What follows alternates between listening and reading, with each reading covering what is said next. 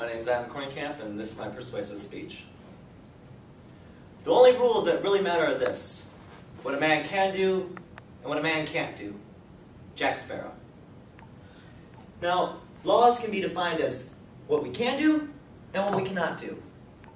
Law can also be defined as written rules of conduct enacted and enforced by governments. If the law clearly states, "Do not commit murder," why does it still happen? What force drives us so violently to inflict pain and suffering on another human being, not so different from ourselves? Now, I'm not just talking about murder, thievery, arson, or prostitution. I'm also talking about all of the little laws that are broken every single day, such as speeding, running a red light, and jaywalking. Now, you may think, how could I be hurting someone else? I'm by myself. Or you may think, it's not that big of a deal. People do it all the time, everywhere. That's where you are wrong. Because no matter what, a rule is made for a reason, and it's not meant to be broken. Now, speeding. Although it can help you get to where you're going a lot quicker, it has also been proven to lead to 30% of all fatal accidents in the United States. It has also caused over 1,000 deaths each month. That's over 1,200 deaths in a year.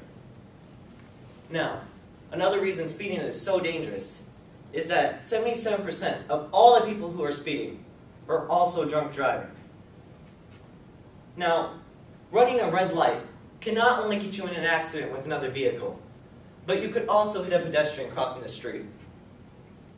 Now, this is a major problem in big cities. So to reduce this, law enforcement has in place red light cameras at major intersections, and they have also placed huge fines on anyone who runs a red light. In Ventura, California, just one red light camera collected $6.8 million in just 18 months. In the same amount of time, the whole program of just 19 cameras collected over $30 million.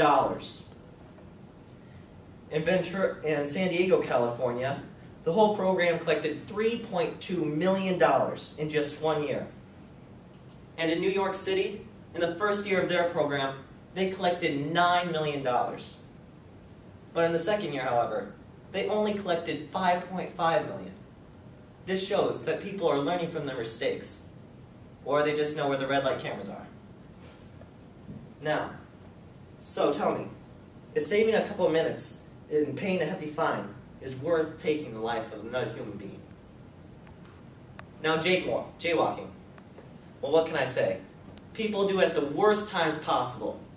They do it for two reasons. Either they're trying to save time by crossing the street illegally, or they're suicidal.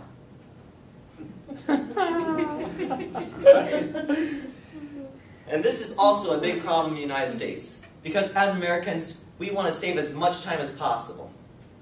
So I'll ask you again, is putting your life at risk worth dying? Now, close your eyes. No, seriously, close your eyes. Okay. Now imagine yourself waking up in the morning. You're getting ready for work. Oh, but wait, you're late. You're late. So you throw on something quick. Forget taking a shower. Forget eating breakfast. Okay, you hop in your car. You're driving down the road. Oh no, you're not going to make it to work. And you've been looking so forward to that promotion. You're not going to get it if you're late. So you take a look around. No, there's no cops. Okay, so you gun it. Now you're at 70 miles per hour. You're still not going to make it. Now you're at 80 miles per hour. There's no way you're going to make it to work. Now you're at 90 miles per hour. Yeah, now you're going to get there. Now, there's this curve coming up, a really sharp one. So you lean into it, but you're losing control of the car. You're losing control and...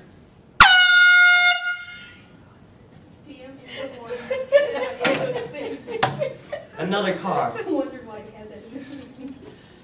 There was another car. So you slam on your brakes and swerve. The other car does the same exact thing. You're okay. You check yourself. You make sure that you're fine. You look in your rearview mirror, and you notice the other car hit a tree. So you get out quick and run over. who was a mother taking her children to work.